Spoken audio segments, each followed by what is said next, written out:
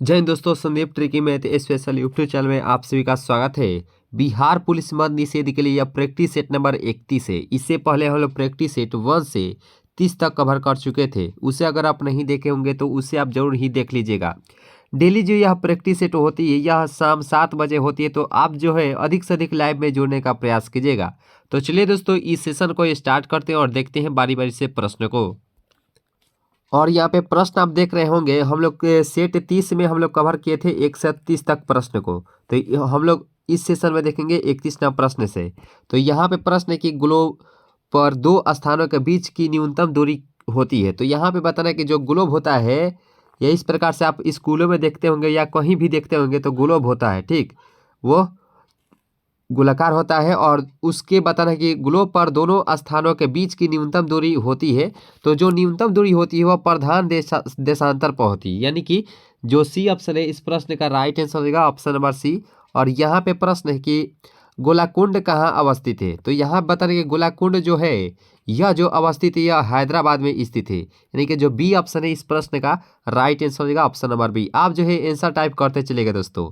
और यहाँ प्रश्न है कि निम्न में से किस जनजाति में ऋतु प्रवास का प्रचलन है। तो यहाँ पे बता रहे कि निम्न में से किस जनजाति में ऋतु प्रवास का प्रचलन है। तो देखिए इस प्रश्न का राइट आंसर हो जाएगा भूटिया। ये जो है इस प्रश्न का राइट आंसर हो जाएगा ऑप्शन नंबर ए।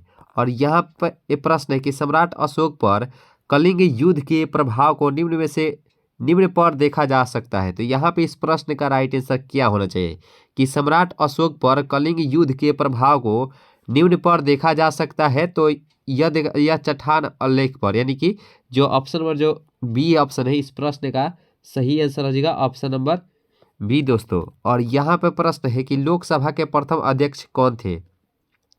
काफी महत्वपूर्ण प्रश्न है कि लोकसभा के जो थे वह प्रथम अध्यक्ष कौन थे। तो इस प्रश्न का राइट आंसर होगा जीवी मावलकर, यानी कि जो सी ऑप्शन है इस प्रश्न का राइट आंसर होगा ऑप्शन नंबर सी। आप जो है आंसर टाइप करते चलेगा दोस्तों। और यहाँ पे बताना है कि ये प्रश्न का राइट आंसर क्या होगा कि निम्न में से कौन जैन धर्म का त्रिरत्न नहीं है। तो यहाँ पे इस प्रश्न का राइट आंसर क्या होना चाहिए कि निम्नलिखित में से कौन कौन जो है जैन धर्म के त्रिरत्न नहीं है। तो देखिए 36वां प्रश्न का जो राइट आंसर हो जाएगा वह ऑप्शन नंबर डी, देखिए सम्यक अहिंसा हो जाएगा, यानी कि जो डी ऑप्शन है इस प्रश्न का राइट आंसर हो जाएगा ऑप्शन नंबर डी। और यहाँ पे प्रश्न है कि गरसोप्पा जलप्रपात किस नदी पर स्थित है। तो यहाँ पे इस प्रश्न का राइट आंसर क्या होना चाहिए कि गरसोप्पा जो जलप्रपात है यह किस नदी पर स्थित है। तो यह जो नदी पर स्थित है यह शारावती नदी पर, यानी कि जो सी ऑप्शन है इस प्रश्न का सही आंसर हो जाएगा ऑप्शन नंबर सी। और यहाँ बताना कि विश्व में निम्नलिखित संविधान किस देश का सबसे विस्तृत है। तो यहाँ पे इस प्रश्न का राइट आंसर क्या होना चाहिए कि विश्व में लिखित संविधान किस देश का सबसे विस्तृत है। तो यह तो भारत में ही है, यानी कि जो डी ऑप्शन है इस प्रश्न का राइट आंसर हो जाएगा ऑप्शन नंबर डी। और सबसे जो है बड़ा संविधान यह भारत का ही है। तो डी ऑप्शन है इस प्रश्न का राइट आंसर हो जाएगा। और यहाँ पे 39वां प्रश्न है कि भारतीय नौसेना की स्थापना कोचीन में कब हुई थी। यहाँ पे इस प्रश्न का राइट आंसर क्या होना चाहिए कि भारतीय नौसेना की स्थापना कोचीन में कब हुई थी। तो इस प्रश्न का राइट आंसर हो जाएगा 39 का ए, यानी कि जनवरी 1969 ईस्वी में, यानी कि जो ए ऑप्शन है इस प्रश्न का राइट आंसर हो जाएगा ऑप्शन नंबर ए। और यहाँ पे प्रश्न है कि यामिनी कृष्णमूर्ति का संबंध है। यहाँ पे इस प्रश्न का राइट आंसर क्या होना चाहिए कि यामिनी कृष्णमूर्ति का संबंध है। तो यह जो संबंध है यह संबंध है भरतनाट्यम नृत्य से, और इसका राइट आंसर होगा ऑप्शन नंबर बी दोस्तों। और यहाँ पे प्रश्न है कि फोबर्स किस उपग्रह का किस ग्रह का उपग्रह है।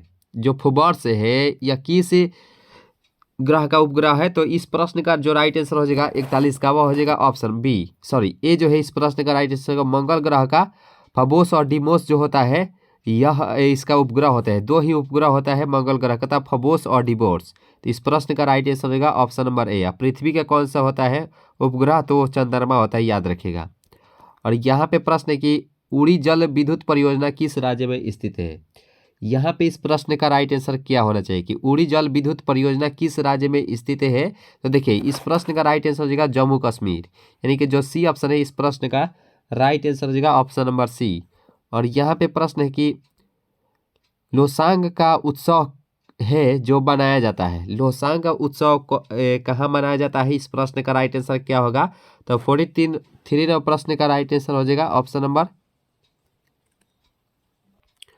तो देखिए दोस्तों, यहाँ पे ये प्रश्न बिल्कुल ही सही है, लेकिन यहाँ पे ऑप्शन जो है गलत है। ठीक है, लोसांग जो उत्सव है यह सिक्किम में मनाया जाता है। सिक्किम में जो भूटिया जनजाति होता है वह मनाते हैं, जो कि नए साल के उपलक्ष्य में यानी कि दिसंबर माह में जो है यह लोसांग उत्सव मनाते हैं, यानी कि सिक्किम वाले। तो याद रखिएगा, लोसांग जो उत्सव है यह सिक्किम में मनाया जाता है, याद रखिएगा। इस प्रश्न का जो राइट आंसर हो जाएगा, मान लीजिए ये ऑप्शन नंबर डी ही है।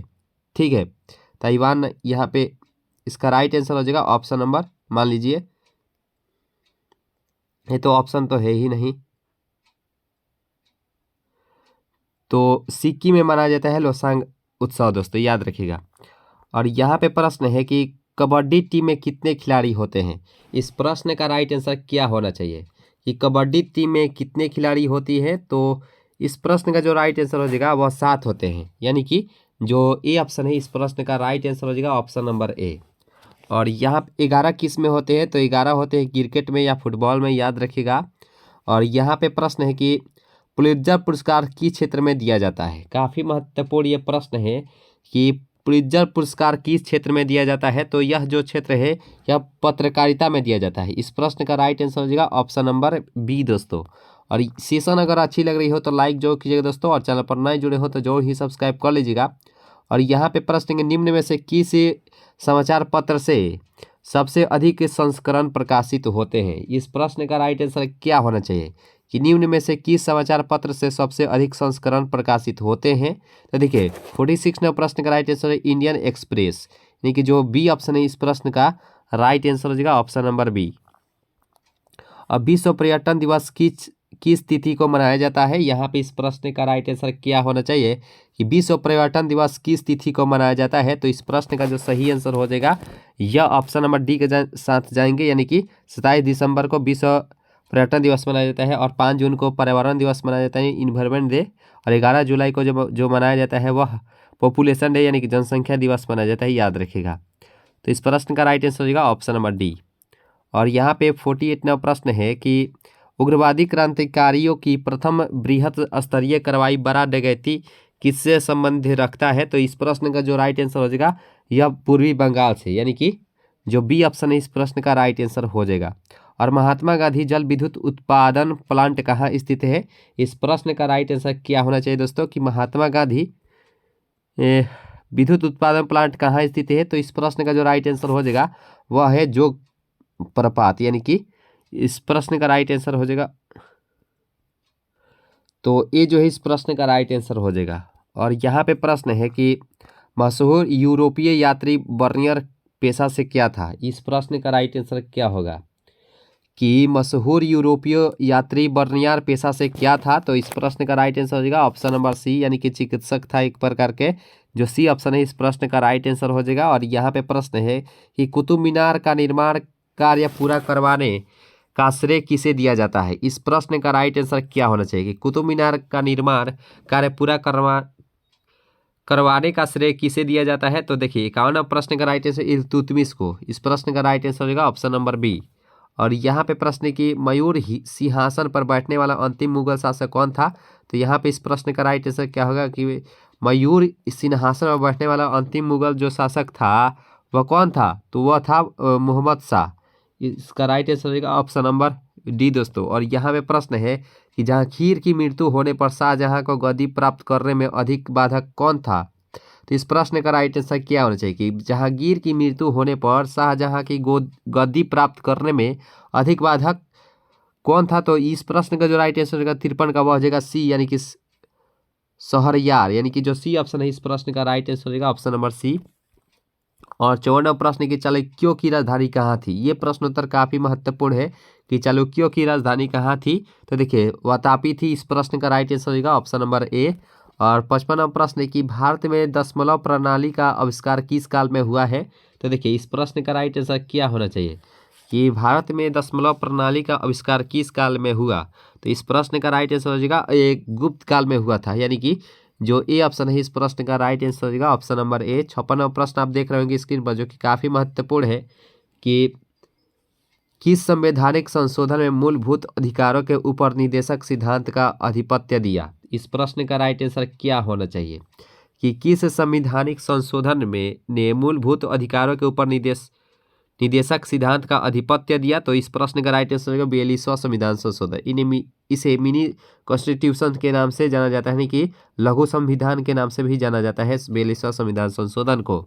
और यहाँ पे प्रश्न है कि बौद्ध धर्म हीनयान तथा महायान नामक दो स्पष्ट एवं स्वतंत्र संप्रदायों में किस बौद्ध संगति के समय विभक्त हो गए। तो इस प्रश्न का राइट आंसर हो जाएगा 57 का, वह हो जाएगा चतुर्थ, यानी कि जो यहाँ पे जो ए ऑप्शन है इस प्रश्न का राइट आंसर हो जाएगा ऑप्शन नंबर ए। और यहाँ पे प्रश्न है कि भारतीय संविधान सभा की प्रारूप समिति के सदस्यों की संख्या कितनी थी। इस प्रश्न का राइट आंसर क्या होगा कि भारतीय संविधान सभा की प्रारूप समिति के सदस्यों की संख्या कितनी थी। तो ये थी 7। इसका राइट आंसर हो जाएगा ऑप्शन नंबर जो यहाँ पे जो ए ऑप्शन है इस प्रश्न का राइट आंसर हो जाएगा। और यहाँ पे प्रश्न है कि 1924 ईस्वी में हिंदुस्तान रिपब्लिक एसोसिएशन की स्थापना किसने की। यहाँ पे बता रहे कि 1924 ईस्वी में हिंदुस्तान रिपब्लिकेशन एसोसिएशन की स्थापना किसने की। तो यहाँ पे इस प्रश्न का राइट आंसर हो जाएगा सचिंद्रनाथ सन्याल, यानी कि जो ए ऑप्शन है इस प्रश्न का राइट आंसर हो जाएगा ऑप्शन नंबर ए। और यहाँ पे प्रश्न है कि पूर्वी घाट तथा पश्चिमी घाट का मिलन बिंदु कौन सा हो जाएगा। तो यहाँ पे इस प्रश्न का राइट आंसर क्या होना चाहिए कि पूर्वी घाट तथा पश्चिमी घाट का मिलन बिंदु कौन सा हो जाएगा। तो देखिए इस प्रश्न का राइट आंसर हो जाएगा नीलगिरी की पहाड़ियाँ, यानी कि जो डी ऑप्शन है इस प्रश्न का राइट आंसर हो जाएगा ऑप्शन नंबर डी जो है इस प्रश्न का सही आंसर हो जाएगा। तो दोस्तों उम्मीद करते हैं इस सेशन में आपको कहीं से भी डाउट नहीं होगा। अगर ये वीडियो अच्छी लगी हो तो लाइक जरूर कीजिएगा दोस्तों, और चैनल पर नए जुड़े हो तो जरूर ही सब्सक्राइब कर लीजिएगा। मिलेंगे नेक्स्ट क्लास में, अभी इतना ही दोस्तों, जय हिंद।